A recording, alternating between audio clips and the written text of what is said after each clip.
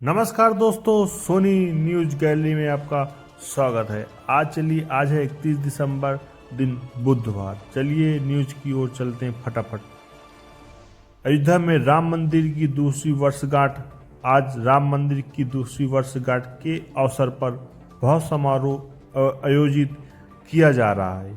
ये आयोजित नरेंद्र मोदी और योगी जी का आगमन पे हो रहा है। अयोध्या के राम मंदिर मुख्यमंत्री योगी आदित्यनाथ और केंद्रीय मंत्री राजनाथ सिंह इस कार्यक्रम का नेतृत्व कर रहे हैं, क्योंकि यह है साल का आखिरी दिन और काफ़ी अच्छा दिन है।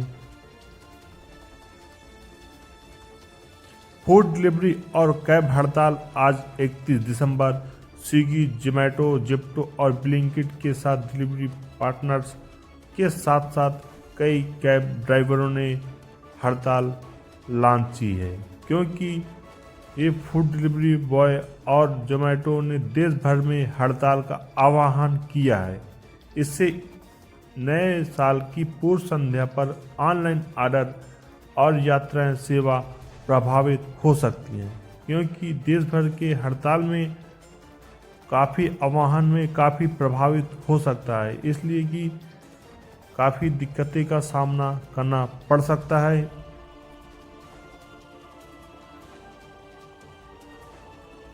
पैन आधार लिंकिंग की आखिरी तारीख। आज अपना पैन आधार कार्ड से लिंक करवाने का अंतिम दिन है। ऐसा ना करने पर आपका पैन कार्ड इनऑपरेटिव निष्क्रिय हो सकता है, इसलिए आप अपने पास में सीएससी में जाकर अपना पैन कार्ड और आधार कार्ड लिंक करा लीजिए। अमित शाह का बंगाल दौरा। गृह मंत्री अमित शाह आज बंगाल के सांसदों और विधायकों के साथ एक अहम बैठक करेंगे, जिसका उद्देश्य आगामी चुनाव के लिए पार्टी का विस्तार करना होगा, क्योंकि अमित शाह का विस्तार काफ़ी ठीक रहता है।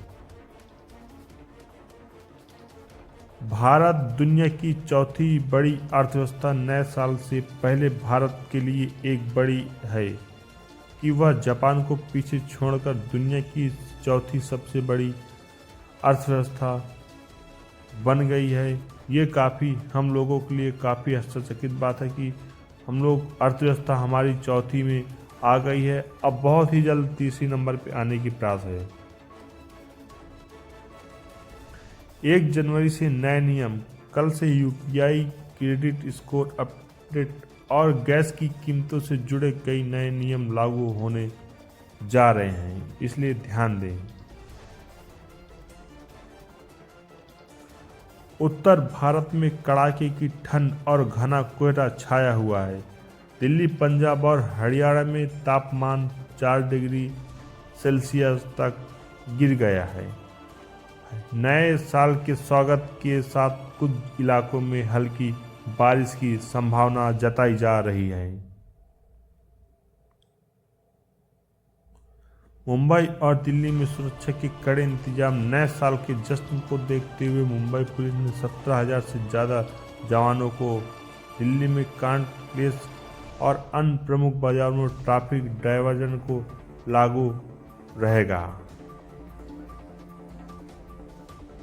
सीमा पर हाई अलर्ट। जम्मू कश्मीर में घुसपैठ की आशंका को देखते हुए सेना के हाई अलर्ट पर रखा गया, ताकि नए साल के जश्न में कोई खलल और दखलंदाजी ना होने पाए, इसलिए सीमा पर हाई अलर्ट जम्मू कश्मीर में रखा गया। उत्तराखंड के चमोली में से बड़ी खबर। विष्णुपाद पीपल कोटी प्रोजेक्ट की सुरंग के अंदर 2 लोको ट्रेनों ने आपस में टकरा गए। इस भीषण टक्कर में 90 से ज़्यादा लोगों को घायल हुए और सुरंग के अंदर अफरा तफरी का माहौल बन चुका है। शुरुआती में जांच के हादसे की वजह से ब्रेक फेल बताया जा रहा। सुरंग के अंदर अफरा तफरी काफ़ी मची हुई है। घायलों को अस्पताल पहुंचाया गया है और रेस्क्यू जारी है। पहाड़ी प्रोजेक्ट्स में सुरक्षा और फिर बड़े सवाल उठे। लुटेरों ने बैंकों में बनाई सुरंग। 300 करोड़ का कैश और सोना लेकर फरार। हर कोई है हैरान।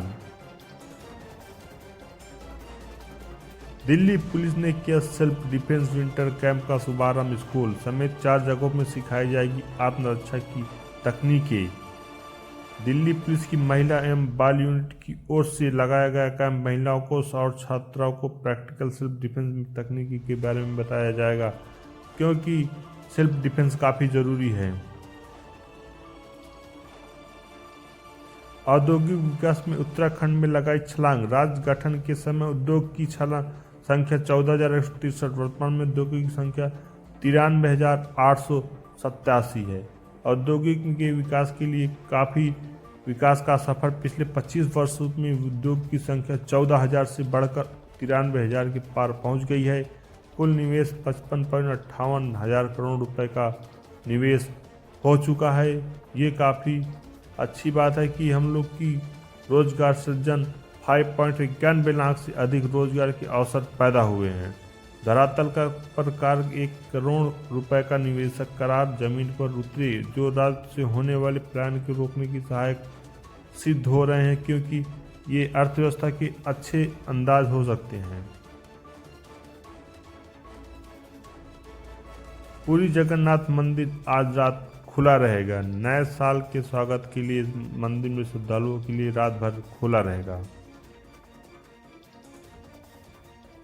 प्रधानमंत्री फसल बीमा योजना अंतिम तारीख आज। रबी फसलों के लिए 31 दिसंबर तक ही बीमा कराया जा सकता है। लाखों किसानों ने किया आवेदन। भारत अब दुनिया की चौथी सबसे बड़ी अर्थव्यवस्था बन गया है। भारत ने जापान कैलिफोर्निया को पीछे छोड़कर जीडीपी के सामने मामले में चौथा स्थान हासिल कर लिया। यह देश की आर्थिक प्रगति पर बड़ी उपलब्धि है। बांग्लादेश की पूर्व प्रधानमंत्री खालिदा जिया का निधन, उम्र 80 वर्ष। रूस यूक्रेन युद्ध को लेकर तनाव बढ़ा, अंतर्राष्ट्रीय स्तर पर चिंता का कहर।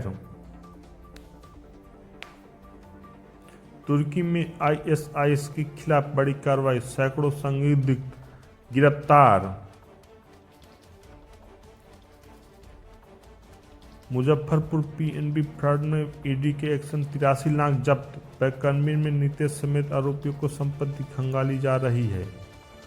ईडी ने मुजफ्फरपुर पीएनबी फ्रॉड में 83 लाख रुपए जब्त किए। बैंक कर्मी नीतीश कुमार सहित 6 आरोपियों की संपत्ति की जांच। कोलकाता बेंगलुरु के हवाला कारोबारी में धोखाधड़ी में शामिल हुए।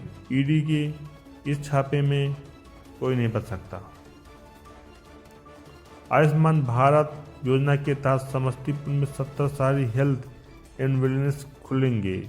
इन केंद्रों के निर्माण संचालन पर कुल 19.88 करोड़ रुपए का खर्च आएगा। इन केंद्रों में के खुलने का स्थानीय लोगों को काफ़ी आराम और काफ़ी हो रहा है। इलाज के लिए दूर नहीं जाना पड़ेगा। प्रमुख बिंदु स्थान समस्तीपुर शहरी क्षेत्र। कुल केंद्रों की संख्या 17 रहेंगी। कुल बजट 19.88 करोड़ रुपए। मुख्य उद्देश्य स्थानीय स्तर पर बेहतर स्वास्थ्य सुविधाएं उपलब्ध कराना।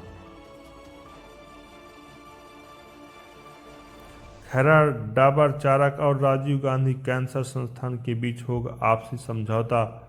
कैंसर मरीजों को मिलेगा उपचार, क्योंकि काफ़ी खैरा डाबर में निःशुल्क कैंसर जागरूकता के स्क्रीनिंग शिविर आयोजित। लगभग 80 मरीजों की जांच संदिग्ध को निःशुल्क उपचार हेतु रेफर। सौरभ प्रकाश और राजीव गांधी संस्थान में जल्द होगा MOU।